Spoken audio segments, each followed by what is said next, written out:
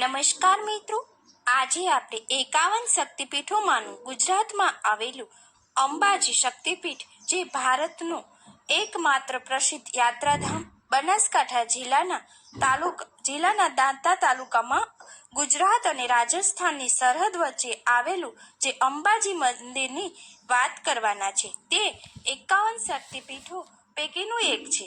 અંબાજી માતા મંદિર ભારતના મુખ્ય પીઠ છે. તે પાલનપુરથી આશરે 65 કિલોમીટર દૂર, માઉન્ટ આબુથી 45 કિલોમીટર થાય છે અને આબુ રોડથી માત્ર 20 કિલોમીટરના અંતરે આવેલું છે, જ્યાં ગુજરાત અને રાજસ્થાન સરહદની નજીક આ 50 કિલોમીટરના અંતરે આવેલું છે. આરાસુરી અંબાના પવિત્ર આ મંદિરમાં દેવીની તો કોઈ છબી નથી. મિત્રો, દરેક મંદિરોમાં માતાજીની કોઈ મૂર્તિ અને છબી હોય છે, પરંતુ આ એક અંબાજીનું એવું મંદિર છે કે ત્યાં મા દેવીની કોઈ છબી નથી કે મૂર્તિ નથી. અહીં એક પવિત્ર શ્રી વિષયયંત્ર મુખ્ય દેવતા તરીકે પૂજવામાં આવે છે. ખુલ્લી આંખ સાથે યંત્રને કોઈ જોઈ શકતું નથી. યંત્રના ફોટોગ્રાફી પર પણ પ્રતિબંધ છે. અહીં અંબાજી માતાનું મોટું નગર ગબ્બર પર્વતમાળા પર આવેલું છે. મોટી સંખ્યામાં ભક્તો, ખાસ કરીને પૂર્ણિમાના દિવસોમાં આ મંદિરની મુલાકાત લેવા આવે છે અને સમગ્ર અંબાજી શહેરને દિવાળીના દિવસોમાં, ઉત્સવોના દિવસોમાં શણગારવામાં આવે છે. અંબાજી મંદિર આમ તો ગુજરાતમાંનું એક પવિત્ર ધામ છે. અહીં મોહનથાળનો પ્રસાદ મુખ્યત્વે વેચાય છે. તેના મુદ્દે પણ એક મુખ્યત્વે માન્યતા છે. મોહનથાળનો પ્રસાદ અહીં કાયમ માટે વર્ષોથી જૂની પરંપરા છે અને આજે આપણે અંબાજી માતાના ઇતિહાસની સંપૂર્ણ કહાની સાંભળીએ. હિન્દુ ધર્મમાં પ્રચલિત માન્યતા પ્રમાણે આપણે કુલ 51 શક્તિપીઠ વિશે જાણીએ છીએ અને આ અંબાજી માતાનું મંદિર તેમાંનું એક છે. તેમાંથી એક છે આ 51 શક્તિપીઠોમાંનું માં અંબાનું મંદિર. તેની ગણના સિદ્ધપીઠ તરીકે થાય છે. હિન્દુ માન્યતા અનુસાર શિવે તાંડવ કર્યું ત્યારે સતીનું હૃદય આ જગ્યાએ પડ્યું હતું. આઝાદી પહેલા આ આરાસુરી અંબાજીનું મંદિર દાંતાના સ્ટેટ હેઠળ આવતું હતું અને પરમાર શાસકો દ્વારા તેનું નિયમન કરવામાં આવતું હતું. જ્યારે આ મંદિર આરાસુર પર્વત પર આવેલું હોવાથી તે આરાસુરી અંબા તરીકે પણ ઓળખાય છે. દર વર્ષે લાખોની સંખ્યામાં અહીં હિન્દુઓ આ મંદિરના દર્શન કરવા માટે આવે છે. હિન્દુ ધર્મમાં મહત્વપૂર્ણ મનાતા એવો માર્કંડેય પુરાણમાં આ અંબાજી મંદિરના ઉદ્ભવની સંપૂર્ણ કથા મળે છે કે જે દક્ષ પ્રજાપતિના પુત્રી સતીએ શિવને પામવા માટે આકરું તપ કર્યું હતું અને તપસ્યા પછી શિવે તેમનો સ્વીકાર કર્યો અને તેની સાથે લગ્ન કર્યા હતા. છતાં દક્ષ પ્રજાપતિ આ સંબંધનો સ્વીકાર કરી શક્યા નહોતા અને જ્યારે દક્ષ પ્રજાપતિએ બૃહસ્પતિ શક યજ્ઞનું આયોજન કર્યું હતું ત્યારે તેમણે બધા દેવો તથા ગણમાન્યોને આમંત્રણ આપ્યું, પરંતુ શિવને બોલાવ્યા ન હતા. તેમના જમાઈ હોવા છતાં તેણે દીકરી અને જમાઈને આ યજ્ઞમાં બોલાવ્યા નહોતા. પિતા દ્વારા આ ભવ્ય યજ્ઞનું આયોજન કરવામાં આવ્યું હોવાનું સાંભળીને સતી તેમાં ભાગ લેવાની ઈચ્છા વ્યક્ત કરી હતી. જ્યાં પિતાના ઘરે કાર્ય હોય તો દીકરીને જવાની ઈચ્છા થાય જ છે. તો તેની દીકરીને સતીને દક્ષ રાજાએ બોલાવી ન હતી. ત્યારે શિવે પણ તેને જવા માટે ના કહી કે આમંત્રણ વિના ન જવું જોઈએ, પરંતુ સતી શિવની વાત માન્યા નહીં અને મહાયજ્ઞમાં સતીને મહા અપમાનનો અનુભવ થયો તથા આ યજ્ઞ દરમિયાન પતિની ટીકા સાંભળતા સતી ગુસ્સે ભરાયા અને તેમણે યજ્ઞકુંડમાં કૂદી અને પોતાના પ્રાણને ત્યજી દીધા. જ્યારે શિવને આ વિશે જાણ થઈ ત્યારે તે યજ્ઞ સ્થળે આવ્યા અને સતીના આ મૃત જે શરીર હતું તેને હાથમાં લઈ અને કુંડમાંથી દેહને બહાર કાઢ્યો અને ભગવાન શિવ માં સતીનો દેહને મૃત્યુ પામેલો જોઈ અતિશય ક્રોધમાં આવ્યા અને ક્રોધમાં ને ક્રોધમાં તેમણે તાંડવ નૃત્ય કરવાનું શરૂ કર્યું. આના કારણે ત્રણેય લોકમાં હાહાકાર ફેલાઈ ગયો. યજ્ઞ સ્થળે હાજર દેવતાઓ તથા ઋષિમુનિઓએ પોતાની તથા સૃષ્ટિની ચિંતા થવા લાગી. ત્યારે ભગવાન વિષ્ણુએ વચ્ચે આવી અને સુદર્શન ચક્ર છોડ્યું, જેના કારણે સતીના દેહના અનેક અંગો અને આભૂષણો અલગ અલગ સ્થળોએ ટુકડા થઈને પડ્યા અને જ્યાં જ્યાં આ ટુકડા પડ્યા ત્યાં ત્યાં એક એક શક્તિપીઠ અસ્તિત્વમાં આવ્યા છે. એમાંનું આ એક છે આ અંબાજીનું શક્તિપીઠ, કે આ જગ્યા ઉપર માં અંબાનું અહીં હૃદય પડ્યું હતું ને તેમનું હૃદય આ આરાસુર પહાડ પર પડ્યું હતું. તેથી ત્યારથી આ મંદિર 51 શક્તિપીઠોમાંનું એક શક્તિપીઠ ગણાય છે. આમ કુલ 51 શક્તિપીઠો બન્યા છે મા સતીના અંગો જ્યાં જ્યાં પડ્યા છે તેના લીધે.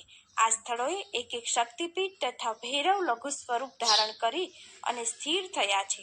અંબા મંદિરમાં એક વસ્તુ જાણવા જેવી છે કે અહીં કોઈ પણ છબી કે પ્રતિમા સ્વરૂપે અહીં પૂજન નથી થતું. અહીંના ગોખમાં વિશાળ શ્રી યંત્ર છે, જેને સુવર્ણ જડિત સોનાથી જડિત આરસની દિવાલમાં કાચબાની પીઠ જેવા આકારમાં ત્રાંબાના યંત્રને મઢવામાં આવ્યું છે, જેની ઉપર 51 બીજપત્ર અંકિત છે. મંદિરમાં તેની જ પૂજા થાય છે. અહીં આ ગોખ 1200 વર્ષ જૂનું હોવાનું અનુમાન છે. હિન્દુઓમાં વિષ્ણુના 7મા અવતાર મનાતા એવા રામ જ્યારે સીતાને શોધવા માટે નીકળ્યા હતા, ત્યારે આ અર્બુદાના જંગલમાં શૃંગી ઋષિએ રામ લક્ષ્મણને આરાસુર જઈને અંબાની આરાધના કરવાનું સૂચવ્યું હતું અને અંબાએ પ્રસન્ન થઈને તેમને અજય બાણ પણ આપ્યું હતું.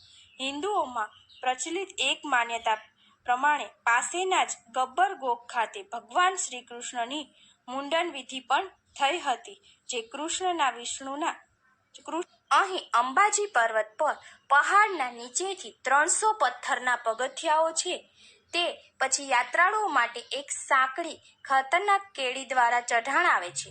પર્વતમાળાની સપાટ ટોચ પર અંબાજીના મંદિરની એક નાની જગ્યા છે, જેમાં એક સારી સુરક્ષિત દીવો સતત પ્રજ્વલિત રાખવામાં આવેલ છે અને તે મુખ્ય અંબાજીથી મંદિરને જોઈ શકાય છે.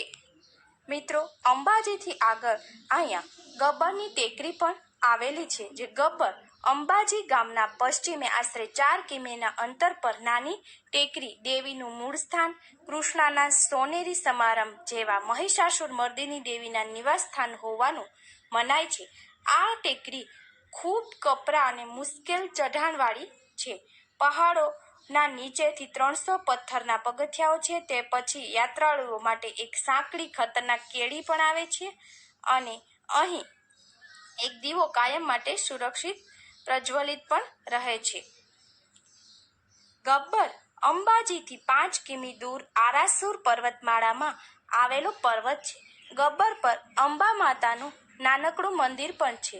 અહીં ગબ્બર 999 પગથિયાઓ ધરાવે છે અને હવે રોપવે વડે પણ ત્યાં જઈ શકાય છે. ગુજરાત અને રાજસ્થાનના સીમાવર્તી ક્ષેત્રમાં અરવલ્લીની વાયવ્ય દિશાએ આ સ્થળ ખૂબ જ પવિત્ર સરસ્વતીના નદીના ઉદ્ગમની બાજુમાં આવેલું છે.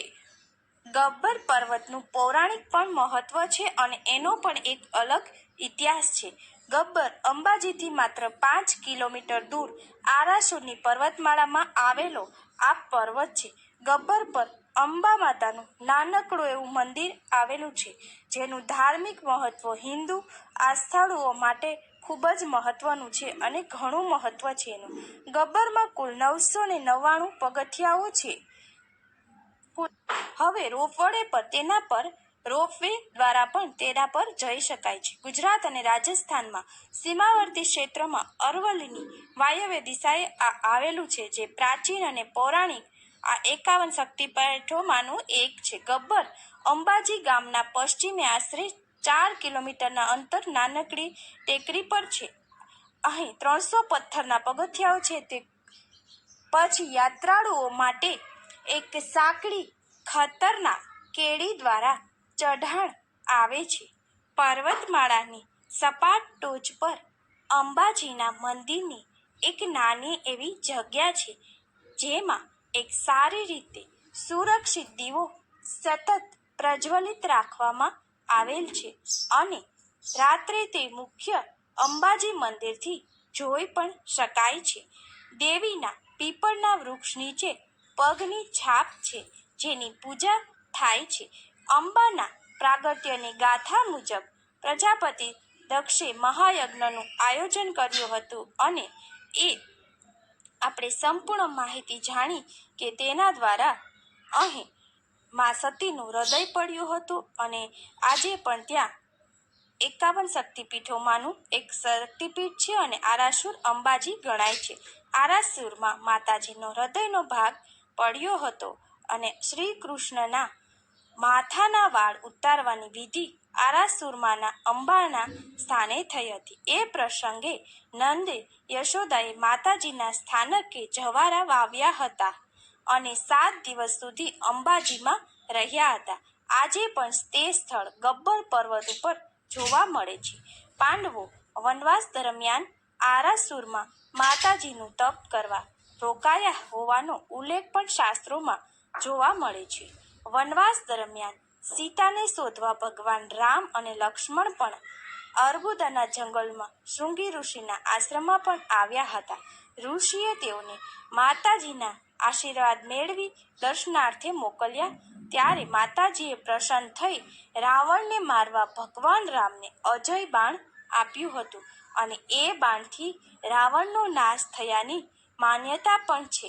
અનેક દંતકથાઓ અને લોકવાયકાઓ આ પૌરાણિક ધામનો આપણને આજે પરિચય આપે છે. અંબાજીના વર્ણન સ્તુતિઓની પરંપરા છેક પુરાણોથી લઈ અને આદિ શંકરાચાર્ય અને આપણો જે અર્વાચીન ઇતિહાસ છે, આપણા જે પ્રવાસ વર્ણનો છે તેમાં હજુ પણ જોવા મળે છે. આ જગતજનની માં અંબા પ્રત્યે કરોડો ભક્તો અતૂટ આસ્થા ધરાવે છે. જેમાં દાતાનો રાજવી પરિવારમાંનો પરમ આમાં ભક્ત અંબાજીનો હતો. આરાસુરમાં અંબાના બેસણા આદિ અનાદિકાળથી છે, જેમાં ગબ્બરગઢ માતાજીનું મૂળ સ્થાનક મનાય છે અને અંબાજી મંદિરમાં આ 20 યંત્ર આજે પણ પૂજાય છે. આ મંદિરનો જીર્ણોદ્ધાર દાતાના રાજા જયરાજસિંહ પરમારે કર્યો હતો 1842માં અને અગાઉ દાતાના રાજા પોતાના તાબાના જે 552 ગામડાઓ આવતા હતા તેની પરિક્રમાએ નીકળ્યા હતા. ત્યારે રાજા જસરાજસિંહને માતાએ દર્શન આપ્યા હતા અને રાજાને પરત ફરતી વખતે પાછળ જોવાની ના પાડી હોવા છતાં રાજા પાછળ જોતા માતાજીનો રથ ગબ્બર પર રોકાઈ ગયો હતો, જેની સાક્ષી સ્વરૂપે આજે પણ ગબ્બર પર માતાજીના રથના પૈડાના નિશાન જોવા મળે છે. ગબ્બર પર ચાલતી અખંડ જ્યોતને લઈને પણ લોકવાયકાઓ રહેલી છે. પહેલાના જમાનામાં વીજળીની સુવિધા ન હોવાથી દૂર દૂરથી માતાજીને દર્શને આવતા લોકોને જ્યોત થકી માતાજીનું સ્થાનક દેખાઈ આવે તે માટે વર્ષો પહેલા પ્રગટાવેલ અખંડ જ્યોત અનાદિકાળથી પ્રજ્વલિત છે.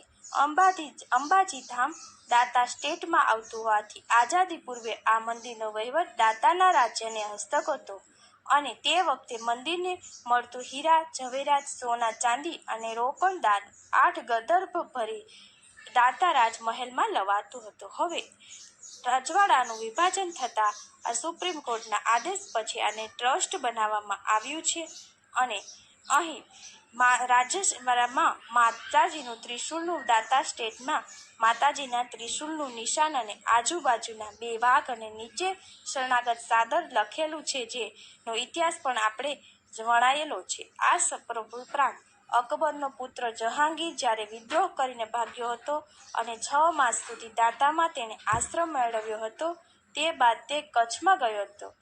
ત્યાં રાજા જહાંગીરને પકડી તેને અકબરને સુપ્રત કર્યો હતો, જે બાદ અકબરે દિલ્હી ગાદી સંભાળતા દાતા રાજ્યને શરણાગત સાદરનો ખિતાબ આપીને નિવાજવામાં આવ્યો હતો અને પરમારાનું શાસન રહ્યું હતું અને દાતા રજવાડાની સ્થાપના 1068માં થઈ અને તેમણે ચંદ્રાવતીને પોતાનું પાટનગર બનાવ્યું અને દાતામાં કાયમ માટે આઝાદી સમયે દાતાના છેલ્લા શાસક ભગવાનસિંહજી હતા, જે ભારત સંઘમાં ભળી જવા માટે તેમને સમર્થિ દર્શાવી અને ત્યારબાદ આ રજવાડું દાતા બનાસકાંઠા જિલ્લામાં આજે આવે છે અને ત્યાં આ અંબાજીનું મંદિર કાયમ માટે શક્તિપીઠ બન્યું. મિત્રો, આવા અનેક વિડીયા આપણા ધાર્મિક સ્થળોને લગતા જોવા માટે અચૂક અમારી ચેનલમાં જોડાયેલા રહેજો. જય માતાજી. આભાર.